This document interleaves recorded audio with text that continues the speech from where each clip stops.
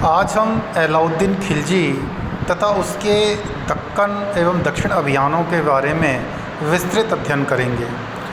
जैसा कि हम देखते हैं कि मंगोल आक्रमणों से सफलतापूर्वक निपटने तथा अपनी सेना और आंतरिक प्रशासन का पुनर्गठन करने के बाद अलाउद्दीन खिलजी ने अपनी योजना को मूर्त रूप देने के लिए अर्थात दक्कनी राज्यों पर आक्रमण करने तथा उन्हें दिल्ली के नियंत्रण में लाने के लिए एक विस्तृत कार्य योजना तैयार करी। हम ये देखते हैं कि अलाउद्दीन खिलजी महाराष्ट्र एवं दक्कन के राज्यों पर आक्रमण क्यों करना चाहता था।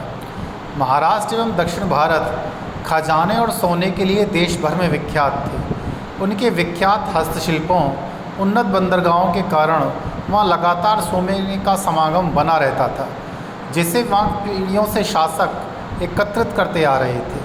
उन प्रदेशों में साथ ही समृद्ध मंदिरों की बहुतायतता थी। ये मंदिर अनेक ऐसे मंदिर थे जो देश के आंतरिक एवं विदेशी व्यापार में हिस्सा भी लिया करते थे और सूद पर धन भी दिया करते थे। इस प्रकार इस क्षेत्र में एक लंबे समय से धन और यश दोनों ही अर्जित किया जा रहा था तथा यह उद्यम इतना सफल रहा था कि जिसकी कोई कल्पना भी नहीं की जा सकती। इसका कारण यह था कि इस क्षेत्र के राज्य उत्तर भारत की घटनाओं से सर्वथा अनजान रहे या सोचे बिना ही कि ये घटनाएं उनके लिए कोई खतरा पैदा नहीं करती, एक दूसरे के विरुद्ध अपनी विशिष्ट शैली में युद्ध अभियानों में व्यस्त रहे और स्वयं को तबाही के कगार पर ला दिया। महाराष्ट्र। अलाउद्दीन का महाराष्ट्र के साथ पहला संपर्क 1296 ईस्वी के लगभग हुआ था, जब वे कड़ा से बुंदेलखंड के दुर्गम मार्गों से होते हुए 8000 घुड़सवारों वाली सेना के साथ देवगिरी के समक्ष अचानक प्रकट हुआ। यादव शासक रामचंद्र देव तथा उसके बाद उसके पुत्र सिंघना को पराजित किया और धन की एक बहुत बड़ी राशि साथ में लेकर लौटा, जबकि रामचंद्र ने एक वार्षिक कर के रूप में पेशकश देते रहने का स्पष्टता सा वचन दिया था। चित्तौड़गढ़ और मालवा को जीतने के बाद अलाउद्दीन ने अपना ध्यान एक बार फिर से देवगिरी की तरफ मोड़ा। यद्यपि उन दिनों किसी राज्य पर आक्रमण करने के लिए शायद किसी बहाने की आवश्यकता होती थी, फिर भी देवगिरी पर आक्रमण करने के लिए यह बहाना बनाया गया कि रामचंद्र देव ने पिछले 2-3 वर्षों से वार्षिक कर देना बंद कर दिया है। जबकि कुछ लोगों के अनुसार यह स्थिति रामचंद्र के पुत्र सिंघना के प्रभाव के कारण उत्पन्न हुई। सिंघना दिल्ली के प्रति अपनी पिता की अधीनता के कारण बहुत ही क्रोधित था। जब अलाउद्दीन खिलजी ने उत्तर भारत में अपनी स्थिति को मजबूत कर लिया तो उसने फिर से एक बार देवगिरी का अभियान करने का निश्चित किया और 1308 ईस्वी में देवगिरी की तरफ 2 सेनाएं भेजी गईं।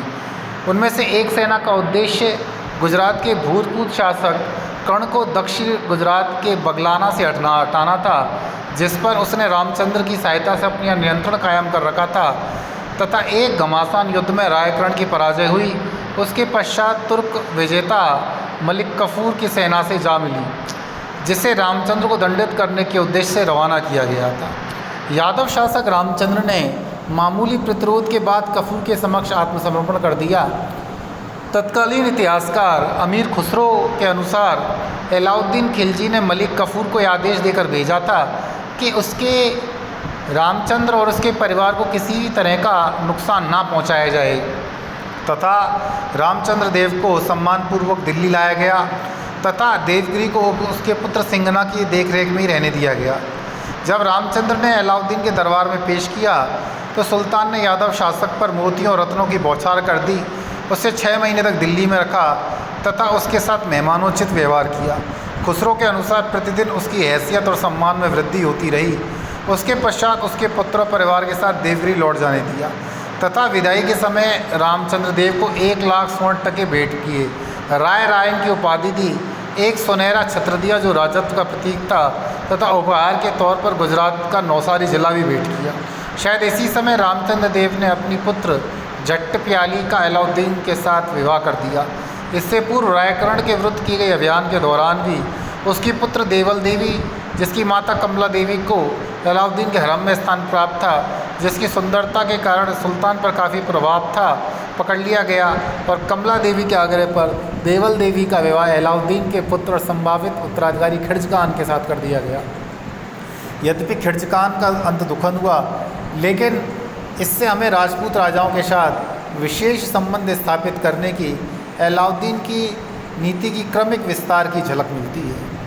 यदि हम उस वक्त दक्षिण भारत के राज्यों पर नज़र डालें तो उस समय सबसे महत्वपूर्ण राज्य वारंगल था, जो आधुनिक तेलंगाना राज्य में विस्तृत था, जिसके शासक ककातीय थे।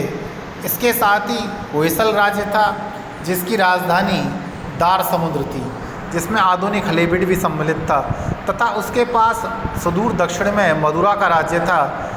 ये तीनों ही राज्य ककातीय, होयसल राज्य और मदुरा के राज्य आपस में न केवल युद्ध में उलझते रहते थे, अपितु देवगिरी के शासक के साथ भी इनका निरंतर संघर्ष बना रहता था। देवगिरी में अपने पांव जमाने के पश्चात, वहाँ के राजा को अपना विश्वस्त सहयोगी बनाने के पश्चात 1309 और 1311 में अलाउद्दीन खिलजी ने दक्षिण राज्यों के साथ उनका संचित धन उगलवाने और दिल्ली का आधिपत्य स्थापित कराने तथा वार्षिक कर अदा कराने के लिए मलिक काफूर के नेतृत्व में 2 शक्तिशाली सैन्य अभियान किए। इनमें से किसी भी राज्य को सल्तनत में शामिल करना और उन्हें प्रत्यक्ष प्रशासन में लाने का अलाउद्दीन खिलजी का कोई इरादा नहीं था, क्योंकि वह मानता था कि दूरियां और भिन्न स्थितियां ऐसी हैं कि ऐसे किसी भी प्रयास को कठिन और ख़तरनाक बना देंगी। अर्थात अलाउद्दीन इन दक्षिणी राज्यों से केवल अपनी प्रभुसत्ता को स्वीकार कराना चाहता था तथा बड़े पैमाने पर धन संपदा को लूटना चाहता था, लेकिन किसी भी तरह से उन पर प्रत्यक्ष नियंत्रण स्थापित करके दिल्ली सल्तनत की जिम्मेदारियों को बढ़ाना नहीं चाहता था। बर्नी के ही समकालीन इसामी के अनुसार वारंगल के प्रथम अभियान पर जाते समय मलिक काफूर को हिदायत दी थी कि यदि तेलंग का राय सुल्तान के प्रति अधीनता मान ले तो उसका राज्य उसे लौटा दिया जाए तथा उसे खिलत शाही पोशाक और छत्र प्रदान कर दिया जाए। बर्नी का कहना था कि अलाउद्दीन के अनुदेश इस प्रकार थे, यदि राय अपने खजाने, हाथी घोड़े दे दे और भविष्य में लगातार अलाउद्दीन खिलजी को कर देते रहने का वादा करे तो उसका राज्य उसको सुपर्द कर दिया जाए। उपरोक्त आधार पर अनुमान लगाया जा सकता है कि दार समुद्र और माबर अर्थात मदुरा के विरुद्ध भेजे गए दूसरे अभियानों में भी मलिक काफूर को अलाउद्दीन खिलजी के द्वारा इसी प्रकार के अनुदेश दिए गए थे। तेलंगाना में वारंगल के विरुद्ध भेजे गए पहले अभियान अर्थात 1309-10 में करीब 6 महीने लगे।